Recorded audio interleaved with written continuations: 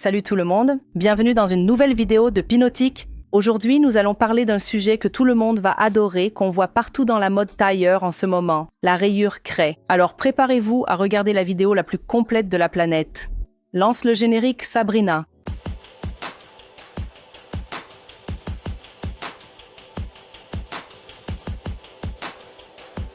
Bonjour, je suis Fabiola Cassin et vous êtes sur la chaîne Pinotique, la chaîne la plus cool de tout Internet. Abonnez-vous dès maintenant parce que tout ce qu'on dit ici, ça vaut de l'or. Après être passé par ici, vous verrez au bout d'un moment, dans les magasins, dans les endroits, partout, vous allez vous dire « Waouh, je l'ai déjà vu sur Pinotique ». Vous restez au courant de tout, alors abonnez-vous maintenant, s'il vous plaît. C'est un ordre. Cette vidéo devait être sur la São Paulo Fashion Week, mais malheureusement, la São Paulo Fashion Week se termine dimanche soir. C'est très difficile de tout couvrir et je veux parler de tout le monde, donc il va falloir attendre jusqu'à jeudi. Aujourd'hui, nous allons parler de cette chose ultra chic et intemporelle qu'est la rayure craie. Qu'est-ce que je dirais? Costume complet, costume non complet, que ce soit bleu marine à rayures blanches, noir à rayures blanches ou beige à rayures blanches. C'est comme si vous preniez un tissu uni et que vous le rayez avec une craie très fine. Il y a des rayures qui sont plus marquées et d'autres qui ne le sont pas, qui sont plus discrètes. Je préfère celles qui sont plus discrètes et pas trop marquées. La rayure craie, si vous savez bien l'acheter, c'est aussi quelque chose de totalement intemporel, comme le prince de Galles, ce motif à carreaux magnifique qui restera toujours indémodable. Donc ce qu'on remarque, c'est qu'il quitte la confection traditionnelle qui donne ce côté formel et là vous allez dire « Waouh, mais mon grand-père portait ça ». Et il passe au streetwear. Que vous portiez un gilet, une veste, un pantalon de tailleur ou un pantalon coupe droite, en ensemble complet ou en pièces séparées, que ce soit le blazer, le pantalon ou le gilet, ça rend toujours incroyable.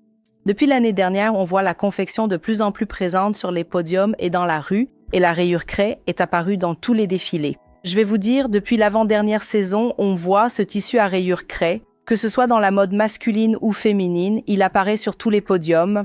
Mais maintenant, il fait chaud, n'est-ce pas Fabiola? On fait comment? La rayure craie peut se retrouver sur n'importe quel tissu. Évidemment, il y a les plus classiques, parfois en petite laine, quelque chose de plus traditionnel, mais ils l'ont adapté à tous les types de tissus, donc tu ne la verras probablement pas sur du lin, mais ça ne saurait tarder. Mais sinon, la rayure craie est en train d'être adaptée sur tous les tissus. J'ai déjà vu du synthétique, j'ai vu des tissus plus raffinés, de la laine avec du cachemire, il y a de tout. Le plus classique pour moi, à mon avis, c'est le bleu marine avec des rayures blanches. Celui-là, pour moi, c'est le classique. Et c'est cette rayure très subtile, comme je l'ai dit. Par exemple, ici, on voit que c'est une rayure craie plus marquée. Elle porte une veste large, oversize, que vous appelez mopole sur l'épaule. Ce truc-là, ça a un air de D-squared. Ici, au Brésil, c'est ce fameux Rosio Canvas. Il a défilé à la São Paulo Fashion Week et j'ai adoré. Ici, elle porte une jupe jaune. Je n'aurais jamais pensé à ce look. Et regarde ce look, il est canon, iconique. La chemise, cette chemise bleu ciel d'homme de bureau dont on dit « Oh là là, c'est ringard ». Une cravate entièrement imprimée qui reprend le jaune de la mini-jupe et la rayure craie par-dessus, avec une petite birkin basique juste à côté, que je vois très bien, verte. Mais les gars, vous comprenez? Et puis la casquette donne un air du genre « Oh, je suis cool ». Mais on voit bien qu'elle est un peu mal à l'aise parce qu'elle ferme ici devant. Elle trouve que ce costume, qui ne doit même pas faire partie de son quotidien, mais elle a vraiment marqué le coup ici parce que j'ai trouvé ça merveilleux. Ensuite, on part sur un côté plus classique qui est la chemise, le pantalon et le gilet. Ce genre de rayure craie, c'est l'inverse, non? Elle est blanche sur du noir. Je ne trouve pas ça si intemporel. C'est quelque chose dont je me lasserais, mais ça donne un look magnifique. Par exemple, en été, ce serait incroyable, juste le gilet et le pantalon. La chemise, tu peux la porter avec un jean. Donc, si tu as une veste ou un costume complet, tu peux en quelque sorte le mélanger avec toute ta garde-robe. Le tissu à rayures craie n'a pas forcément besoin d'être un costume complet. C'est un tissu qui paraît plus formel. Dans ce cas, c'est la robe et elle porte un grand manteau par-dessus, oversize, pas seulement sur les épaules, mais aussi en longueur. Moi, par exemple, je porterais la robe en dessous et une veste noire par-dessus qui couvrirait la robe. Ce que j'aime beaucoup avec ces vestes oversize, c'est de créer un contraste et de la laisser couvrir puisqu'elle est si masculine, tu la gardes courte. De dos, on dirait que tu portes juste une veste et quand tu te retournes, t'as une mini-robe, une robe magnifique. Ce mélange high-low entre le masculin et le féminin, je trouve ça merveilleux. Ici, ultra chic, une veste à 6 boutons avec un pantalon tout droit. Ne me mettez pas un pantalon flare, d'accord? Oubliez que le flare existe dans cette vie. Le flare, pour ceux qui ne savent pas, c'est cette horreur qui est serrée jusqu'au genou puis qui s'évase vers l'extérieur. Je ne supporte pas ça. Pour moi, ça ressemble à un pantalon de Frévaux. Une chose, c'est le pantalon plutôt droit, qui, comme ta cuisse est parfois épaisse, donne l'impression que le bas est flare, mais ce n'est pas un flare. Et autre chose, c'est quand c'est vraiment flare, que c'est serré, puis d'un coup, ça s'ouvre. Ce n'est pas un patte d'éléphant, d'accord? Le flare, c'est différent. À mon avis, le patte d'éléphant s'élargit depuis le haut. Le flare, lui, il est ajusté, puis il s'ouvre un peu. Je trouve ça affreux. Enfin, cette fille est ici magnifique avec une veste à 6 boutons. La veste à 6 boutons, les gens, c'est plus limité. Ici, on a une teinte de marron avec une rayure très subtile. Je vous montre vraiment des choses différentes parce que le basique, on en trouve partout. C'est pour que vous ayez une variété de choses que vous pouvez porter à d'autres occasions. Cette veste, par exemple, elle est toujours un peu plus longue. Une veste 6 boutons comme celle-ci ou même 4 boutons qui se croisent, se ferment en portefeuille. Si elle a une bonne longueur, vous pouvez même la porter avec un legging, comme une robe, une mini-robe. Il y a plein de façons de la porter. Ici, c'est l'inverse. Elle porte un blazer plus ajusté en haut, plus cintré, et en bas, un pantalon plus droit. Ensuite, on voit sur les podiums ces choses incroyablement belles, où par exemple, elle porte toutes des petites bottines. Moi, je n'arrive pas à porter ça, un short avec des bottines, mais je trouve ça sensationnel quand je vois ça. C'est le genre de choses qui donne envie, mais je ne vais pas le faire parce que sur moi, ça ne rend pas bien. Je ne sais pas si c'est aussi dans ma tête. Regarde ici, le complet veston, costume complet avec un petit short. Tu te souviens que ça, les amis, c'était dans la collection masculine de Prada et de plusieurs autres marques. Il y a 1, 2, 3 saisons. Maintenant, je ne sais même plus quelle année c'était. Et maintenant, c'est arrivé dans le féminin, grâce à Dieu, parce que ce style, franchement, est merveilleux.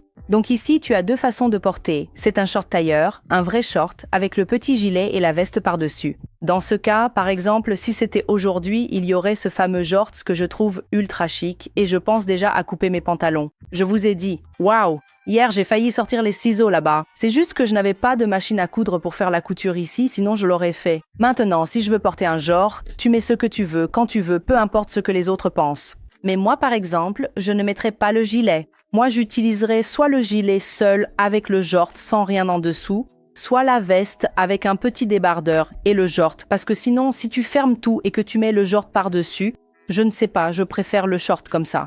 Elle, par exemple, avec la rayure craie inversée, c'est-à-dire le négatif positif, qui est le blanc. Moi, je n'aime pas trop. Je vais vous montrer celui-ci que beaucoup de gens adorent. Mais alors, tu l'achèterais ou pas? Non, je ne l'achèterai pas, je passerai mon tour. Je vous montre tous les amis parce que c'est bien de tout connaître. Ça, par exemple, je trouve ça magnifique dans un moment précis. C'est intemporel. Non, ce n'est pas intemporel. Tu veux gaspiller ton argent? Vas-y, gaspille. Achète un comme ça, genre, comme Fabiola a dit, rayure craie. Donc celui-ci est tape à l'œil, super sexy, mais au bout d'1 mois, 2 mois, je ne sais pas, 6 mois, je ne pourrai pas, je n'arriverai plus à le regarder.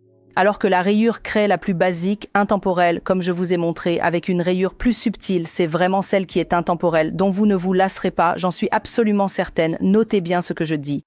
Et ici, on a la chemise, qui est une chemise assez ample, que vous pouvez porter ouverte, ici. Ouvrez un petit bouton, laissez apparaître un petit bout du corps pour ne pas que ce soit fermé jusqu'en haut. Moi, je fermerai tout ici et j'ouvrirai en bas, vraiment. Ensuite, vous coincez un côté du pantalon, pas besoin de rentrer dedans, et ça donne un effet un peu high-low, avec la taille un peu plus basse. C'est magnifique pour l'été, vraiment. Le petit gilet avec cette rayure inversée, noir sur blanc, très subtil, je trouve ça très chic. Et j'ai vu ça il y a très longtemps et maintenant ça revient, le clair pour l'été. Et pour le foncé, on a la rayure craie grise, la plus classique, bleu marine, j'ai même un ensemble, je peux vous montrer. J'aurais pu faire une vidéo avec, non? Mais c'est un gilet avec un pantalon tailleur de The Frank Shop qui est à tomber. La coupe est merveilleuse, un vrai scandale. The Frank Shop, c'est une marque étrangère qui est née à New York, fondée par un journaliste de mode. Un journaliste qui voulait lancer cette marque. Tout est oversize, très grand, tout le monde déteste, mon mari déteste, tout le monde critique.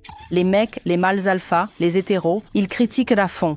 Mais moi je trouve, tu vois, c'est cette sensualité-là. Tu fais le high-low et chez The Frank, ils arrivent à faire ce high-low. Et la plus belle chose, c'est le gilet avec le pantalon tailleur. C'est à tomber. J'espère que ça vous a plu. Allez sur Pinterest, il y a beaucoup plus de choses sur le site et donnez-moi votre avis sur mon nouveau fond, si vous aimez comme ça, si vous préférez plus subtil ou si vous aimez quand c'est plus chargé, d'accord? Aidez-nous aussi.